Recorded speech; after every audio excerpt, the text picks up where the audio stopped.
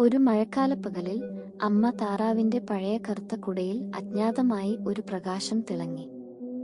അതൊരു സാധാരണ കുടയല്ലെന്ന് കുട്ടികൾക്ക് ഉടൻ മനസ്സായി. കുഞ്ഞുങ്ങൾ കുടയിൽ കയറിയപ്പോഴാണ് അത്ഭുതം സംഭവിച്ചത്. കുട മാറിയില്ല, ആകാശത്തേക്ക് എഴുന്നേറ്റു. ആദ്യത്തേത് സംഗീതമഴക്കാടായിരുന്നു. ഇവിടെ മരങ്ങൾ പോലും പാടും. കുട്ടികൾ അമ്പരന്നു. മഴയ്ക്ക് ശേഷം ഇളം സൂര്യപ്രകാശത്തിൽ മായാവിയായ ഒരു വൈവിധ്യമാർന്ന പാലം കടന്നു.